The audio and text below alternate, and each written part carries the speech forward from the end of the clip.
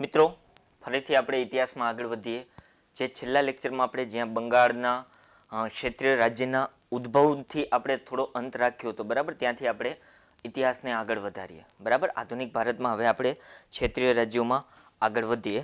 બંગાળમાં મિત્રો થોડું ઝડપથી રિવિઝન જોઈ લઈએ તો બંગાળમાં આપણે શું શું વસ્તુ જોઈ હતી.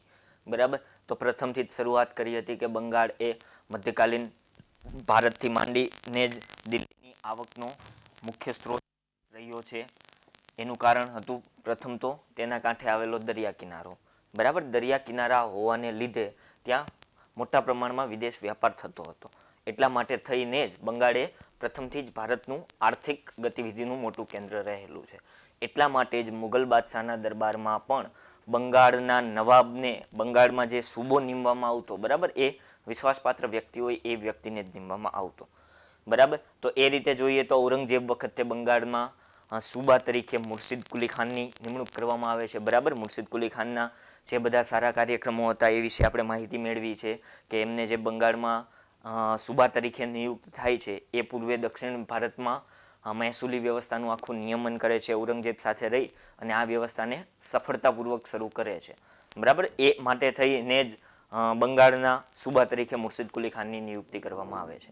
ઔરંગઝેબ પછીના સમયગાળામાં જોઈએ તો મુર્શિદ કુલી ખાન ધીમે ધીમે પોતાની રીતે સ્વતંત્ર બનતો જાય છે, પણ ત્યાં સુધી એમને દિલ્હીનું આધિપત્ય ગુમાવ્યું હોતું નથી. બરાબર, ઓકે, પોતાની રીતે એ નિર્ણય લેવામાં સ્વતંત્ર હતો પણ દિલ્હીનો સૂબો તરીકે જ હતો. બરાબર, પણ ફરુખશિયરના સમયગાળા દરમિયાન તેમને વિવાદ થાય છે. બરાબર, અને ફરુખશિયર સાથે મુર્શિદ કુલી ખાનની લડાઈ પણ થાય છે. અને આગળની ઉપર વાત કરીએ તો મહમ્મદ શાહના સમયગાળા દરમિયાન બંગાળ એ મુર્શિદ કુલી ખાનના નેતૃત્વમાં ભારતનું સ્વતંત્ર ક્ષેત્રીય રાજ્ય બને છે. બરાબર, તો આ રીતે મુર્શિદ કુલી ખાન દ્વારા ક્ષેત્રીય રાજ્ય બનાવવામાં આવે છે. હવે એનાથી પણ આગળ જઈએ તો બીજા જે મહત્વના બંગાળના નવાબ બને છે. બરાબર, તો એમાં વાત કરીએ તો સુજાઉદ્દીન પછી બીજો છે સરફરાજ ખાન. બરાબર, સુજાઉદ્દીનની વાત કરીએ તો એ મુર્શિદ કુલી ખાન જેટલી લાયકાત ધરાવતો નથી. બરાબર, એટલે તેના સમયગાળા દરમિયાન જુદા જુદા વેપારીઓ બંગાળમાં પ્રભાવી થાય છે અને ખાસ કરીને તેમાં પણ જગત શેઠ અને એ બધા વેપારીઓ ધીમે ધીમે પાવરફુલ બનતા જાય છે. બરાબર, એના ઉપર આગળ વાત કરીએ તો સરફરાજ જંગની વાત કરીએ તો એ પોતે પણ બહુ વિલાસી શાસક હતો. બરાબર, અને હૈદર જંગ નામની ઉપાધિ ધારણ એમને કરી હતી. બરાબર, એનાથી વિશેષ આ બંને સૂબાઓ માટે, આ બંને નવાબો માટે બહુ મહત્વની કોઈ ઐતિહાસિક ક્ષેત્રમાં એટલું મહત્વનું પ્રદાન નથી. તેના પછીનો જે બંગાળનો નવાબ બને છે, બરાબર, એ હતો અલીવર્દી ખાન.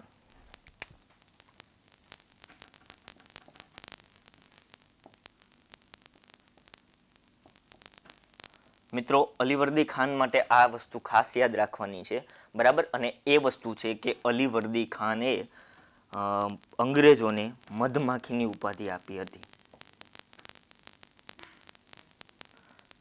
શા માટે મધમાખી, એના વિશે મિત્રો તમને જણાવી દઉં તો મધમાખીની ટેન્ડન્સી કઈ રીતની હોય કે જો તમે એને ડિસ્ટર્બ ના કરો, બરાબર, એના કાર્યક્રમમાં કે કોઈ રીતે તમે દખલ ના કરો તો એ પોતાની રીતે એક્ટિવ રહે છે અને બદલામાં તમને મધ આપે છે. બરાબર, બસ આ જ વસ્તુ મુર્શિદ અલીવર્દી ખાનને પણ રિયલાઇઝ થતી હતી ને એટલા માટે થઈ અને અંગ્રેજોને એને મધમાખીની ઉપાધિ આપી હતી. કારણ કે જો તમે અંગ્રેજોને હેરાન નહીં કરો તો અંગ્રેજો તમારા કાંઠે વ્યાપાર કરશે અને વ્યાપારના બદલામાં તમને મહેસૂલ પૂરું પાડશે. બરાબર, વેપાર ઉપર જે કરવેરો લગાવવામાં આવે છે એ કરવેરો તમને મળશે. તો આ રીતે મધમાખી અને અંગ્રેજોની કમ્પેરિઝન અલીવર્દી ખાને કરી હતી. બરાબર, અલીવર્દી ખાનમાં આ વસ્તુ મહત્વની છે. પછી અલીવર્દી ખાનમાં ધીમે ધીમે આગળ વધીએ તો અલીવર્દી ખાને પોતાના ઉત્તરાધિકારી તરીકે પોતાના ભાણા સિરાજ ઉદ દૌલાની નિયુક્તિ કરી હતી. બરાબર, તો હવે અલીવર્દી ખાન પછી આવે છે સિરાજ ઉદ દૌલા.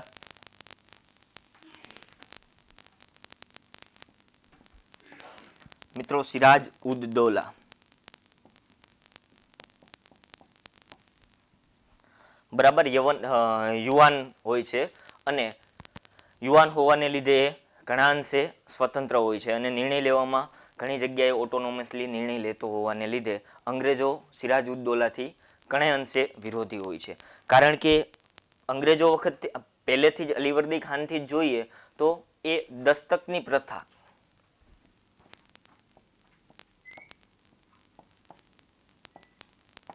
બરાબર, તો અહીંયા તમારી પાસે એક નવો શબ્દ છે દસ્તક. બરાબર, તો મિત્રો કદાચ આગળ આપણે વાત કરેલી છે. દસ્તક એટલે શું? તો દસ્તક એટલે એવું પરિપત્ર, એવો પરવાનો કે જેમાં એવું લખવામાં આવેલું હોય છે કે તમે બંગાળથી વિદેશ વ્યાપાર કરી શકો છો. બરાબર, આ વસ્તુ એટલે દસ્તક. તો આ વસ્તુ અલીવર્દી ખાનના વખતથી જ વિવાદનું કારણ હતી. કઈ રીતે? તો અંગ્રેજો આ રીતે દસ્તકનો પરવાનો સુલતાન પાસેથી મેળવી લેતા, એ દિલ્હી હોય કે બંગાળ. બરાબર, તો આ રીતે દસ્તકનો પરવાનો લઈ અને અંગ્રેજો પોતાની રીતે આ દસ્તકનો પરવાનો ભારતીય વેપારીઓને વેચતા. પોતે બંગાળમાંથી બહુ મામૂલી દરે અથવા મફતના દરે આ દસ્તક ખરીદતા અને આ દસ્તક મોટી કિંમતે ભારતીય વેપારીઓને વેચવામાં આવતો અને આની વચ્ચે જે નફાગાળો રહ્યો એ અંગ્રેજો પોતાના હસ્તક કરી લેતા. બરાબર, તો આ રીતે અંગ્રેજો પોતાના હિતો માટે થઈ અને ભારતીય વેપારીનું શોષણ કરતા અને આ મુદ્દાને લઈ અને પહેલેથી જ અલીવર્દી ખાનના સમયથી જ અંગ્રેજો અને બંગાળના સૂબા વચ્ચે, બંગાળના નવાબ વચ્ચે કોન્ફ્લિક્ટ હોય છે. બરાબર, હવે આ જ વસ્તુ આગળ સિરાજ ઉદ દૌલામાં પણ કન્ટિન્યુ રહે છે. બરાબર, તો આ મુદ્દાને લઈ અને સિરાજ અને અંગ્રેજો વચ્ચે ઘણા મતભેદ ઊભા થાય છે. બરાબર, આગળ ઉપર વાત કરીએ તો અંગ્રેજોએ ધીમે ધીમે કલકત્તામાં જે પોતાની વ્યાપારી પેઢી હતી એ પેઢીની ફરતે કિલ્લેબંધી કરી નાખી. કિલ્લેબંધી કરવી એનો મતલબ શું? કે તમારી પેઢીની ફરતી કોર તમે પોતાનું સૈન્ય ગોઠવો છો અને એ સૈન્ય પણ પોતાના હથિયારોની સાથે ઊભું રહે છે.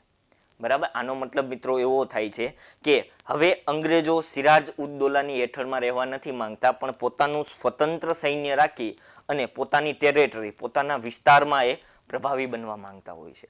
એનો મતલબ શું થયો મિત્રો? કે કોઈ શાસક આ વસ્તુ ક્યારેય સહન ના કરે. પોતાના રાજ્યની અંદર નવું રાજ્ય, બરાબર, સીધી વાત છે, સિરાજ આવો યુવાન હતો અને સાથે સાથે હિંમતવાન, સાહસી હતો, પણ આ વસ્તુ એટલે સિરાજ સહન કરતો નથી. બરાબર, તો આ મુદ્દાને લઈ અને અંગ્રેજ સાથે મતભેદ તીવ્ર સપાટી ઉપર પહોંચી જાય છે. આ ઉપરાંત હજી બીજી પણ વાત કરીએ તો બીજો પણ મતભેદનો મુદ્દો હતો એ સિરાજ ઉદ દૌલાનો એક વિરોધી હતો, કૃષ્ણ વલ્લભ. સિરાજ ઉદ દૌલાનો વિરોધી હતો કૃષ્ણ વલ્લભ. અને કૃષ્ણ વલ્લભને સિરાજ ઉદ દૌલાએ દરબારમાંથી હાંકી કાઢ્યો હતો અને એ કૃષ્ણ વલ્લભને અંગ્રેજોએ પોતાને ત્યાં આશરો આપ્યો હતો. બરાબર, અંગ્રેજો જોવા જાવ તો સિરાજ ઉદ દૌલાના મહેમાન હતા અને એ મહેમાન બીજા મહેમાનને આશરો આપે છે અને બીજો મહેમાન એ જે ઘર માલિક છે એમનો વિરોધી છે. બરાબર મિત્રો, આ વસ્તુ થઈ કે સિરાજ જેને ધિક્કારતો હતો, જેનો વિરોધ કરતો, એ જ વ્યક્તિને અંગ્રેજોએ આશરો આપ્યો હતો, એ જ વ્યક્તિને અંગ્રેજોએ પનારો આપ્યો હતો. સિરાજ, સીધી વાત છે મિત્રો, સિરાજ આ વસ્તુને ક્યારેય સહન કરી શકે નહીં અને એટલા માટે થઈ જ ને કલકત્તામાં સિરાજ અને અંગ્રેજોની સેના વચ્ચે નાની એવી લડાઈ થાય છે, જેમાં અંગ્રેજોની સેના હારી જાય છે. બરાબર, તો આ રીતે પ્રથમ લડાઈમાં અંગ્રેજોની સેના હારી જાય છે અને હવે સિરાજ ઉદ દૌલા એ જગ્યાએ કલકત્તામાં આખી કિલ્લેબંધી અંગ્રેજોની સમાપ્ત કરે છે અને પોતાના વિશ્વાસપાત્ર વ્યક્તિને કલકત્તાની જવાબદારી સોંપી, રાયદુર્લભ. બરાબર, એનો વિશ્વાસપાત્ર વ્યક્તિ હતો રાયદુર્લભ. એને કલકત્તાની જવાબદારી સોંપી અને પોતે પાછો પોતાની રાજધાનીમાં જતો રહે છે. બરાબર, તો સિરાજ ઉદ દૌલા આ રીતે અંગ્રેજોને હરાવે છે. પણ આ જ તબક્કા દરમિયાન અંગ્રેજો શરૂઆતમાં જે આ બધી ઘટનાક્રમ 1756ની સાલની છે. બરાબર, તો આ રીતે સિરાજ દ્વારા આ બધી વસ્તુ થવાથી એ વખતે ભારતમાં તમે જુઓ તો કલકત્તા અને મદ્રાસ આ બંને અંગ્રેજોના મોટા કેન્દ્ર હતા. હવે કલકત્તા કેન્દ્રમાં અંગ્રેજોને ત્યાંના નવાબ દ્વારા અત્યાચાર કરવામાં આવ્યો છે. અત્યાચાર તો ના કહી શકીએ, પણ અંગ્રેજોએ જે ભૂલો કરેલી છે એની સજા આપવામાં આવી છે એવું કહી શકાય. બરાબર, તો કલકત્તામાં અંગ્રેજોની પરિસ્થિતિ નબળી છે અને આ પરિસ્થિતિનો ખ્યાલ મદ્રાસમાં આવે છે અને મદ્રાસમાં એ વખતે અંગ્રેજોનો સેનાપતિ હોય છે લોર્ડ ક્લાઇવ. બરાબર, રોબર્ટ ક્લાઇવ. તો સીધી વાત છે કે બંને એકબીજાના સહયોગી સંસ્થાનો જ હતા, કલકત્તા અને મદ્રાસ. બરાબર, તો એક સંસ્થાનમાં જે અંગ્રેજોની સ્થિતિ નબળી પડી છે તો એના પ્રતિસાદ રૂપે એનો બદલો લેવા માટે લોર્ડ ક્લાઇવ, રોબર્ટ ક્લાઇવ હવે કલકત્તા જાય છે. પોતાના સૈન્ય સાથે રોબર્ટ ક્લાઇવ કલકત્તા જઈ અને કલકત્તાને વળી પાછું અધિગ્રહિત કરે છે અને આ માટે કલકત્તામાં જે સિરાજનો વિશ્વાસપાત્ર વ્યક્તિ હોય છે એને મોટી લાંચની લાલચ આપવામાં આવે છે. બરાબર, એટલે આ રીતે એમનો જે વિશ્વાસુ સિરાજ ઉદ દૌલાનો હતો એ અંગ્રેજો સાથે ભળી જાય છે અને હવે આગળ ઉપર લગભગ 23 જૂન 1757ના દિવસે કલકત્તાથી થોડા દૂરના અંતરે ખાખરા વૃક્ષ, જે આપણે ગુજરાતીમાં ખાખરો કહીએ છીએ ને અંગ્રેજીમાં એને કહેવાય છે પલસ. બરાબર, તો કલકત્તાથી થોડે દૂર પલસનું એક મોટું જંગલ હોય છે અને એ જંગલ ખાતે સિરાજ ઉદ દૌલા અને અંગ્રેજો વચ્ચે એક લડાઈ થાય છે અને આ લડાઈ એટલે મિત્રો આપણી પ્લાસીની લડાઈ. બરાબર, તો આ રીતે 23 જૂન 1757.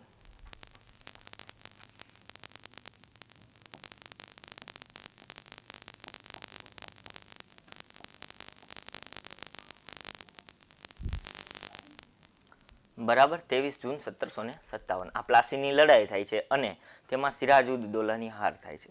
વાસ્તવિક રીતે મિત્રો કહીએ તો આ કોઈ લડાઈ હતી જ નહીં, આ એક દગો જ હતો.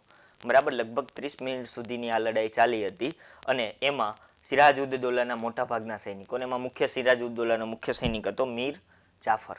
બરાબર, તો આ રીતે જે સિરાજ ઉદ દૌલાના મુખ્ય વિશ્વાસપાત્ર બધા વ્યક્તિઓ હતા એ બધા અંગ્રેજો સાથે ભળી જાય છે અને અડધી જ કલાકની લડાઈમાં સિરાજ ઉદ દૌલા હારી જાય છે અને તેની સ્થાને અંગ્રેજો પ્રભાવી બને છે અને અંગ્રેજો હવે સિરાજ ઉદ દૌલાને કેદ કરી લે છે અને તેની હત્યા કરવામાં આવે છે. બરાબર, તો આ રીતે સિરાજ ઉદ દૌલા ગાદીમાંથી ત્યાગ કરી અને હવે અંગ્રેજો જે પોતાને સમર્થન આપ્યું છે, બરાબર, એ લોકોને બંગાળના નવાબ તરીકે નિયુક્ત કરે. બરાબર, એ ન્યાયે જોઈએ તો હવે સિરાજ ઉદ દૌલા પછી બંગાળના નવાબ પદે મીર જાફરની નિયુક્તિ કરવામાં આવે છે. બરાબર, મીર જાફર પહેલેથી જ અંગ્રેજોને સમર્થક હોય છે. બરાબર, તો આ રીતે મીર જાફરની નિયુક્તિ તો થાય છે પણ ધીમે ધીમે અંગ્રેજોના જે બધા હિતો હતા એ એટલા બધા ઉગ્ર હોય છે કે જેને મીર જાફર સંતોષી શકતો નથી.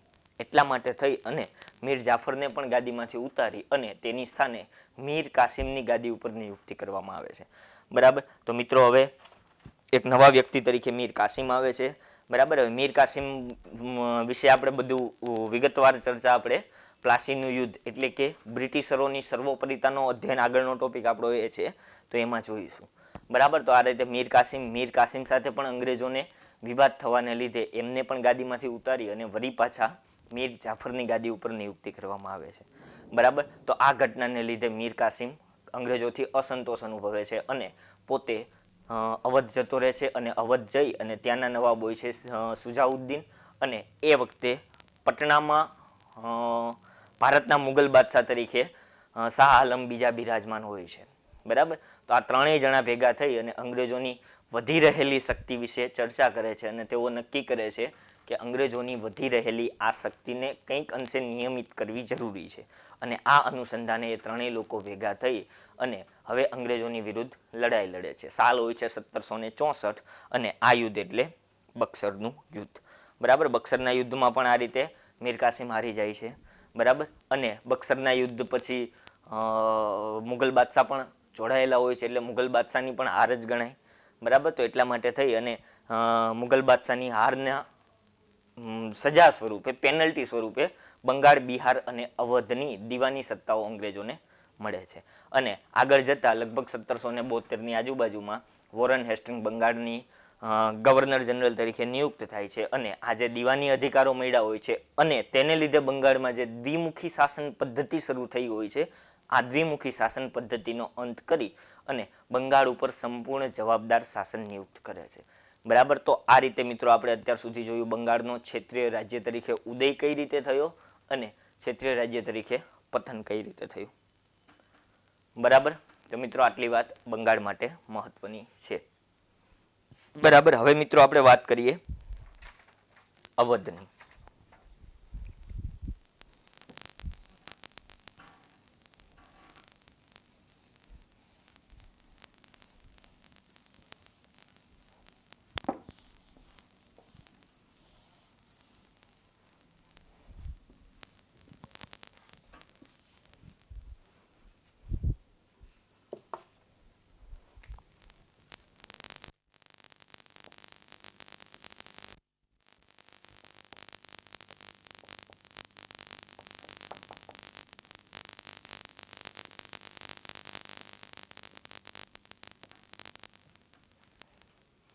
ક્ષેત્રીય રાજ્યોમાં મિત્ર અવધ. બરાબર, તો ક્ષેત્રીય રાજ્યમાં અવધને સ્વતંત્ર રાજ્યોમાં બનાવવામાં સૌથી મોટો ફાળો હોય તો એ હતો શાહ આદત ખાન.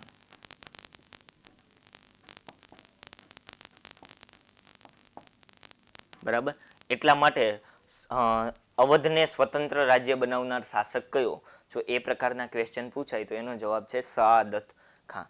બરાબર, શહાદત ખાન દ્વારા. હવે આનું બીજું નામ પણ એ હોય છે બરહાન ઉલ મુલ્ક. બરાબર, ઘણી જગ્યાએ બરહાન ઉલ મુલ્ક એવા નામનો પણ ઉલ્લેખ જોવા મળશે. બરાબર, હવે મિત્રો આની વાત કરીએ બરહાન ઉલ મુલ્કની. બરાબર, તો એ ઔરંગઝેબના સમયથી જ મુગલ દરબારમાં હોય છે અને એ મુગલ બાદશાહના ઈમાનદાર વ્યક્તિ તરીકે ભૂમિકા ભજવતો હોય છે. પણ જેમ જેમ ઔરંગઝેબ પછીના મુગલ બાદશાહો નબળા પડતા જાય છે એમ એમ આ અવધના શહાદત ખાન પોતાની શક્તિ ઇન્ક્રીઝ કરતા જાય છે અને એક તબક્કો એવો આવે છે કે તે મુગલનું આધિપત્ય સ્વીકારવાના બદલે પોતાનું સ્વતંત્ર રાજ્ય નિર્માણ કરે છે અને એ રાજ્ય એટલે અવધ.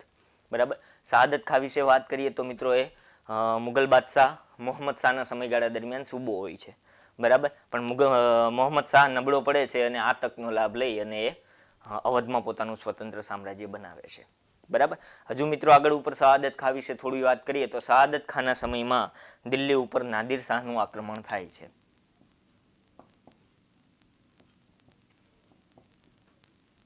દિલ્હી પર નાદિર શાહનું આક્રમણ થાય છે અને આ આક્રમણમાં શહાદત ખાન દ્વારા મધ્યસ્થી કરી અને નાદિર શાહને, જે દિલ્હી પર લૂંટફાટ કરવા ઈચ્છતો ન હતો, એમને દિલ્હી પાસે આમંત્રણ આપવામાં આવે છે. આની વાત મિત્રો આપણે આગળ કરેલી છે. બરાબર, તો આ રીતે આમંત્રણ આપવામાં આવે છે અને નાદિર શાહ પોતાને અપૂરતું નાણાં મળ્યા છે એવું બહાનું આપી અને જે બાકીનું નુકસાન ગયું છે એ બધું જ નુકસાન શહાદત ખાન ઉપર નાખી દે છે અને એ આર્થિક બોજ એટલો બધો હતો કે જેને શહાદત ખાન ચૂકવી શકે એમ હોતો નથી. બરાબર, એટલા માટે થઈ અને નાદિર શાહના ડરને લીધે શહાદત ખાન આત્મહત્યા કરી લે છે. બરાબર, તો આ રીતે પ્રથમ સ્થાપક હતો શહાદત ખાન. શહાદત ખાન પછી બીજો પ્રભાવી શાસક બને છે અવધનો, એ છે સફદરજંગ.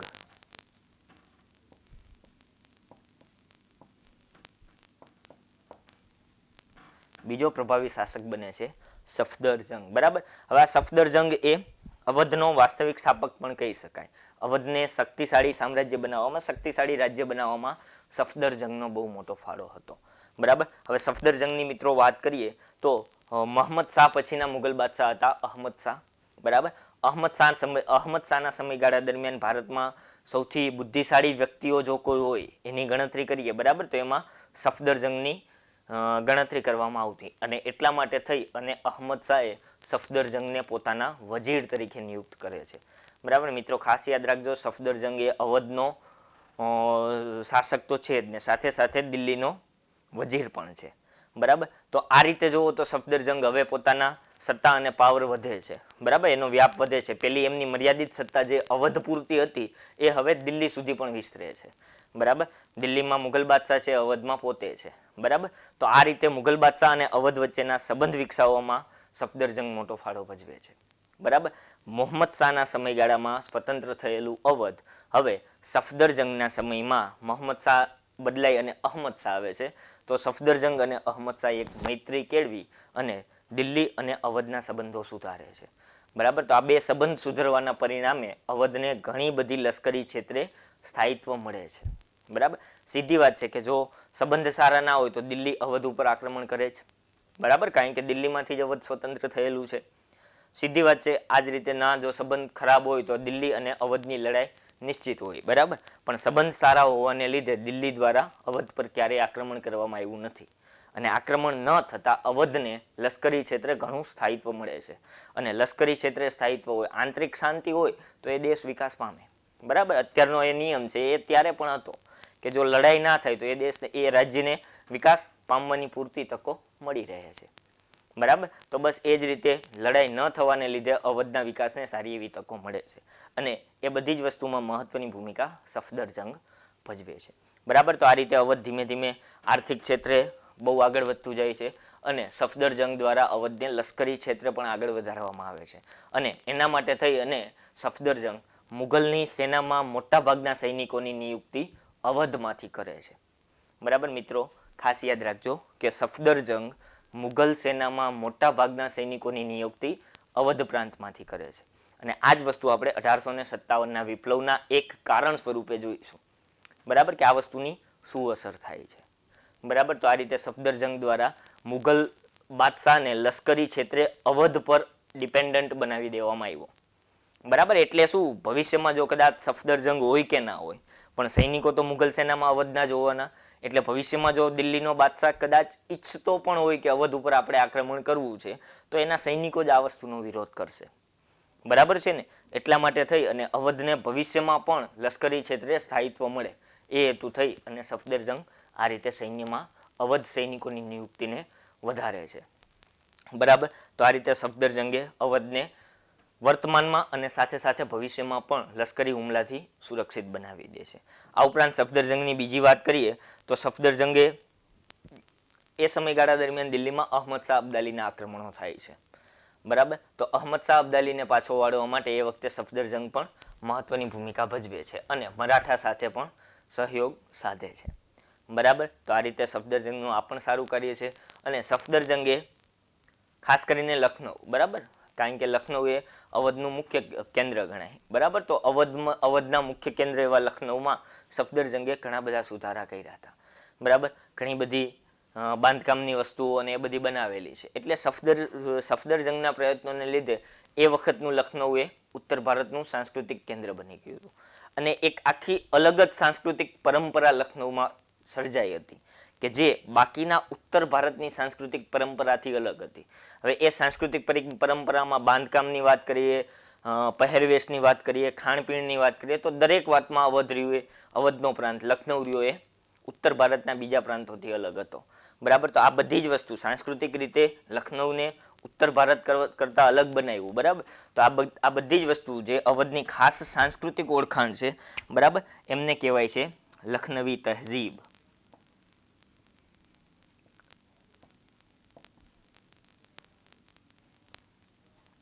લખનવી તહેજીબ. તહેજીબ એટલે સંસ્કૃતિ. બરાબર. રીત રિવાજો. બરાબર. તો આ લખનવી રીત રિવાજો. બરાબર. તો આ રીતે MCQ મિત્રો પૂછાય છે કે લખનવી તહેજીબના સર્જક કોણ. બરાબર. તો એ હતો સફદરજંગ. તો આ રીતે લખનવી તહેજીબનો મતલબ મિત્રો એ છે કે સાંસ્કૃતિક દ્રષ્ટિએ લખનઉને બીજા કરતા અલગ બનાવ્યું. બરાબર. અને અલગ આ ઉપરાંત સમૃદ્ધ પણ. બરાબર.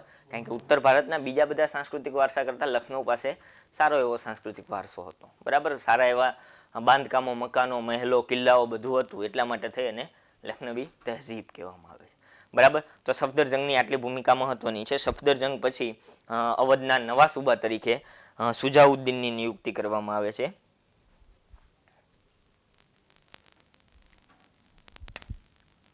બરાબર. ત્રીજા શાસક તરીકે સુજાઉદ્દીન. સુજાઉદ્દીન માટે મિત્રો ખાસ એ વસ્તુ યાદ રાખવાની કે સુજાઉદ્દીન દ્વારા બક્સરના યુદ્ધમાં ભાગ લેવામાં આવ્યો હતો.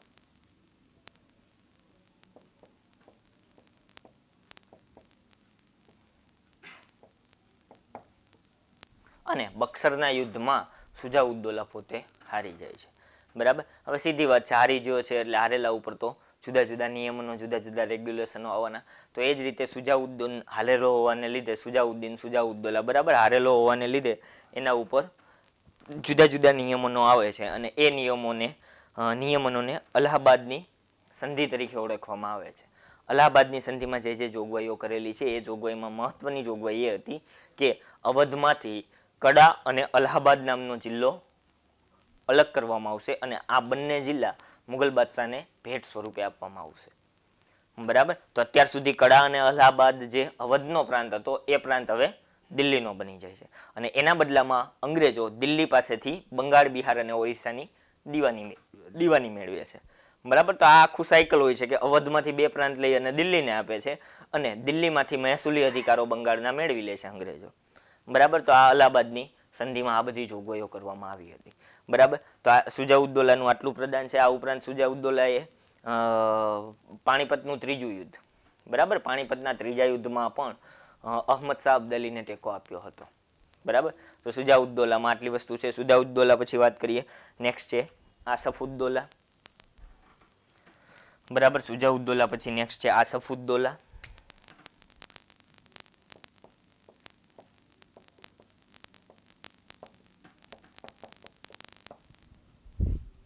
બરાબર. આસફઉદ્દૌલાની મિત્રો વાત કરીએ તો એનું કોઈ ખાસ એવું મોટું પ્રદાન નથી, પણ આસફઉદ્દૌલાએ રાજધાનીને, અવધની રાજધાનીને ફૈઝાબાદથી લખનૌમાં ટ્રાન્સફર કરી હતી.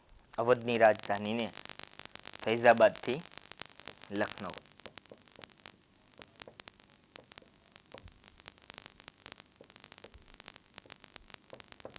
બરાબર. આ રાજધાની ટ્રાન્સફરનો સિલસિલો આપણે ઘણા લાંબા સમયથી ચાલુ છે. બરાબર. મૌર્યના સમયગાળાથી ચાલુ છે. મૌર્યના કેન્દ્રથી જ આ બધી રાજધાની બદલવાની. રાજા બદલાય એટલે સાથે સાથે રાજધાની પણ બદલાય. ઘણા રાજાને એ સ્થળે યોગ્ય લાગતું હોય, ઘણા રાજાને ના પણ લાગતું હોય. બરાબર. તો આ રીતે રાજધાની બદલવાની આ સિક્વન્સ અહીંયા પણ થાય છે. અને આસફુદ્દૌલા પછી અવધનો અંતિમ પ્રભાવી શાસક તરીકે આવે છે વાજીદ અલી શાહ.